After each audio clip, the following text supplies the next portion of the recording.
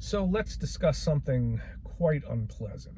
I want to talk to you about what I am convinced is the underlying reason for the increase in mass casualty attacks, okay, active killer events, most of which have been in the guise of active shooters in our country's history, but there's been other stuff as well.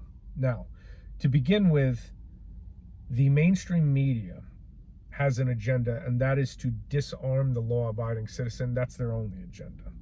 So what they do is they inflate these mass shooting statistics by counting things that are just your more run-of-the-mill gang activity. So as an example, when in Baltimore or Chicago or any other urban hellscape, right, when two cars filled with gangbangers pull up next to each other and they all shoot each other, right, and 3 or 4 thugs get shot, well, they pull that into the statistics of mass shootings, right, because you had 3 or 4 thugs get shot at one particular event, right?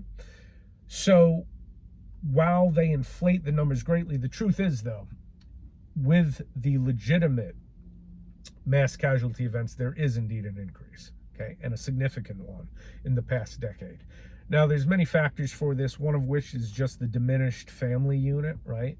All of these guys who go on these kind of rampages, I'll say something that I don't know why is seen as controversial when, facts are controversial to a lot of people. Most of these individuals who have done these things have an absent father in their life. Not all of them, most of them, okay? So there's that. Or they just come from a family life of parents who are just not involved. Not all. There's some that have had pretty much pristine family life that still do these things, but it's pretty rare, okay? So the overall larger family unit, though, in modern society is also less present. So 50 years ago, when you had somebody who was not right in the family, oh yeah, Bobby, he's just not right, right? Well, Bobby, who was not right, he would have, 5 uncles and 6 aunts and 20 cousins who would keep an eye on him. Say, oh, we haven't seen Bobby today. Where is he? Oh, go in town and check on him, right? Now, many of these individuals who go on these rampages, the family's not even in touch for years, right? As they sit in an apartment somewhere and self-radicalize through social media, okay? So that's all part of it. But what is the main reason for this increasing epidemic of mass killer attacks? I believe it is this.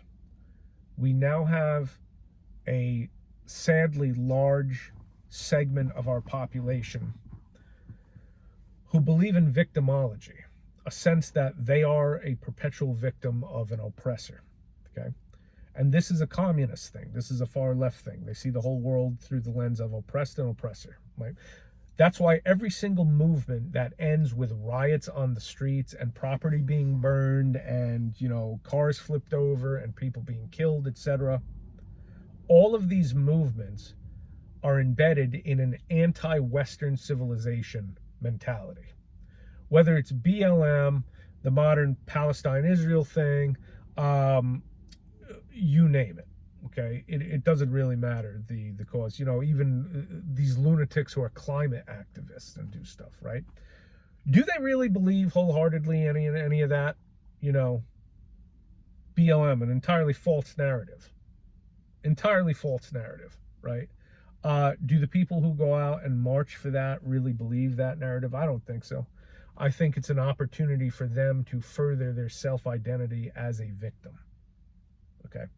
So now that we have the mass movement in society of victimology, this even further influences the lunatics on the fringe who have always been present.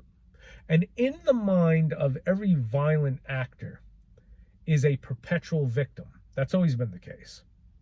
I encourage you to read some of the literature done by psychologists on this. Every single violent criminal considers themselves the victim.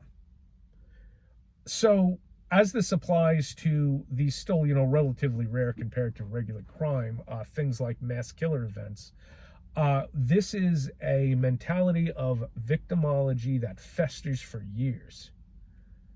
And who does this self-identifying victim lash out against? Well, against the society that oppresses them, right? That might be their co-workers at work. That's still the most common form, right?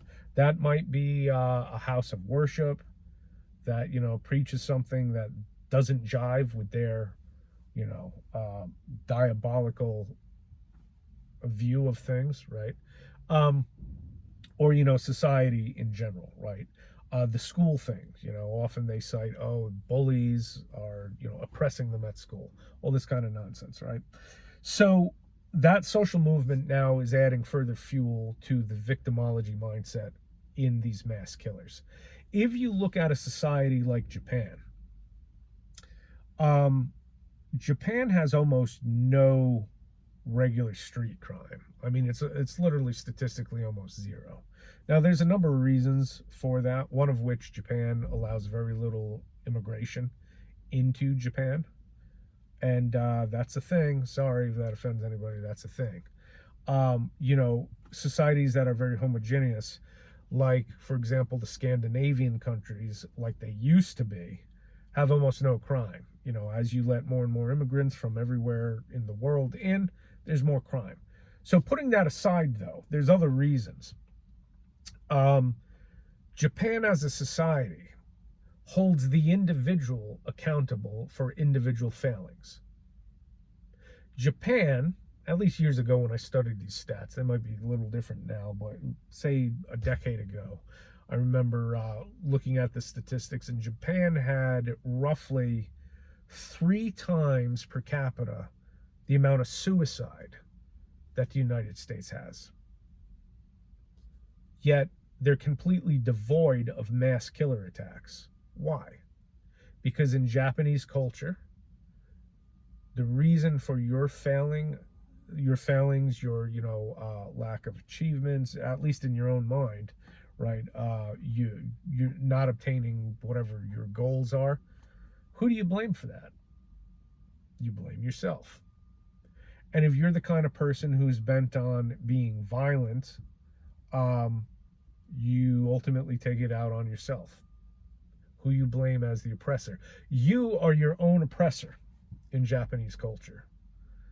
Hence, there's no mass killings. Okay?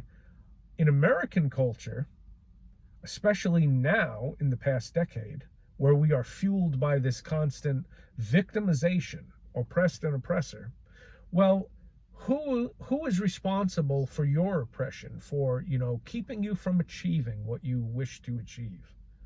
Well, society, not you. You're a victim. You're a victim of Western culture.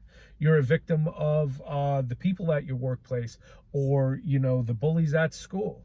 Okay, you're the victim of somebody. Somebody victimizes you. That's the mentality. So here we are, okay? And until there is a change in our society where self-agency and self-responsibility becomes a thing again, we're going to see just more and more of this. So the only thing we can do for now, you need to be responsible for yourself and your own safety. Yourself, your family, your community, that's your responsibility. It sure as hell isn't the government's, because they're not doing anything about it. And it sure as hell isn't greater society, because we see where that's heading. It's your responsibility. Stay armed at all times possible. Know what to look for. Okay, this is the society we now live in. And until enough people have had enough, it's not going to change. Okay, so stay aware, stay safe.